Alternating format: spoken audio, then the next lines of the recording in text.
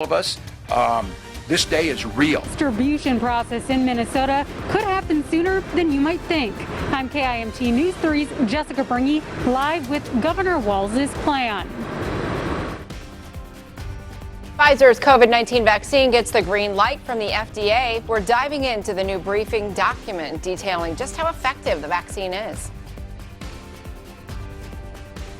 And snow or no snow? That is certainly the question. I'll let you know about the latest when it comes to the system strike coming up in just a moment. KIMT News 3 First at 4 starts right now.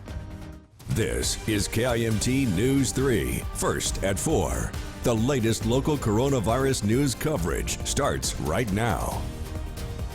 Well, good afternoon and thanks for joining us for KIMT News 3 First at 4. I'm Katie Lang. This hour is jam-packed with the latest following the coronavirus and its impact on your life. Coming up, this British woman is the first person in the world to receive Pfizer's COVID-19 vaccine. We're taking you to the UK for a look at a mass vaccination program happening today against the coronavirus. So what about Minnesotans and COVID vaccinations? Governor Walz lays out a detailed plan. And stimulus package deadlines are quickly approaching. The financial blows some Americans may feel if a bill isn't passed. But first this afternoon, the COVID-19 vaccination distribution process in Minnesota could start in about a week. Governor Walz making the announcement during a news briefing this afternoon. KIMT News 3's Jessica Bringy joining us live from Mayo Clinic with what that process is going to look like. Jess? Katie, as we've been hearing for some time now, healthcare workers, including those here at Mayo Clinic, will be among the first to receive the vaccine, along with long-term healthcare residents. Governor Walz does say there will eventually be larger quantities after the initial limited supply. He says Minnesota is preparing to receive more than 183,000 doses of the vaccine by the end of this month. During the briefing, Walz also urged us all to be patient during this period while asking Minnesotans to continue trying to limit the spread. The vaccine's a fire hose, and it's a pretty darn big one. But even at that, the fire is so big, it's hard to put it out. Our job can be to shrink the fire by not getting it to spread, and the vaccine will help us put it out.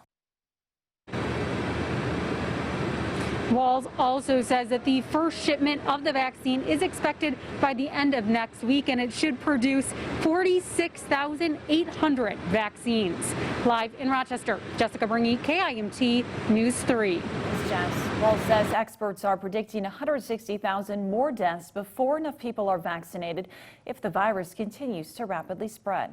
Amy? Governor Walz is proclaiming this Thursday, December 10th, Get Covered Day 2021. It's an effort to highlight the importance of meaningful access to health care and to slow the spread. Thursday aligns with Get Covered America Day, organized by the Get Covered 2021 Coalition. MNsure, Minnesota's health insurance exchange, joined the Get Covered 2021 coalition with 14 other states and the District of Columbia to promote ways for over 16 million Americans to get health insurance in the midst of the COVID-19 pandemic. This national effort has two main priorities. Number one, stay healthy, and number two, get covered. Well, Minnesota is creating a combined testing process for COVID-19, influenza, respiratory syncytial virus, and strep throat. Starting today, a single procedure for screening, testing, and sharing results begins at Mayo locations across the Midwest. If you're experiencing symptoms, call the COVID-19 nurse line. Now, you can see that number's on your screen. Otherwise, answer questions about your symptoms using the assessment tool in the patient online services portal.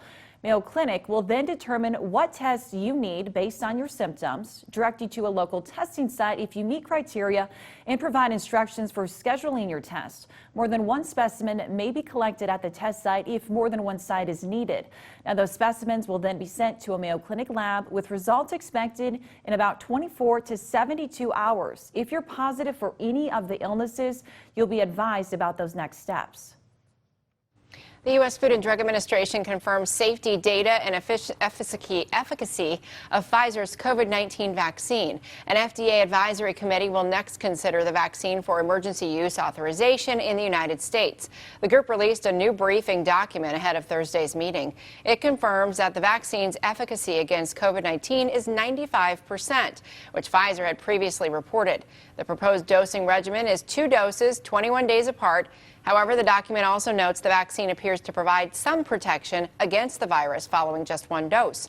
The document goes on to detail the safety profile of the vaccine as favorable.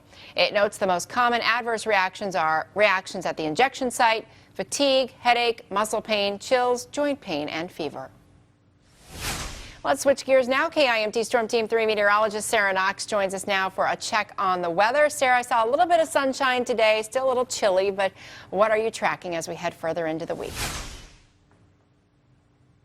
Yeah, I was going to say, Amy, we've been dealing with the cloud cover all through yesterday and even today. However, we haven't been completely void of the sunshine, kind of moving through, filtered at most here across the area. And Sky Tracker 3 shows us just that. We do have some thin clouds moving through. It's not just us who are having to deal with these clouds, though. It's kind of dipping in from the north, a good portion of the country dealing with some cloudier skies than perhaps yesterday, where a lot of us were enjoying sunshine, not us included. It was very close to us, though. Point is, cloudy skies, a little bit of sunshine poking through has allowed us to warm up quite nicely. We're seeing 3 beautiful colors here. We got some greens to the west of us. Most of us are in that cyan light blue color. That's because we've moved up to the 40s. At least most of us have, upper 30s as well. It's been a pretty nice day, but temperatures are set to get even warmer as we come into tomorrow. All of that before the potential for a snow system to move through. I'll update you all on all of that coming up in just a moment. So for now, Amy, I'm tossing it back to you. Thanks, Sarah.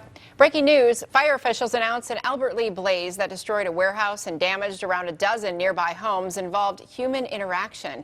The blaze happened on December 3rd at 601 Main Street West. Authorities say the cause of the fire is undetermined.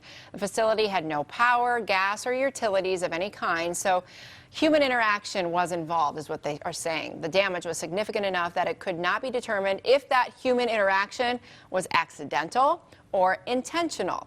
The fire resulted in around $300,000 in damage. RPS is expanding. Working with that group to draw different options. And if your child will stay at the same school in the Rochester Public School District or switch to a new one, hear from the superintendent about how that process will work.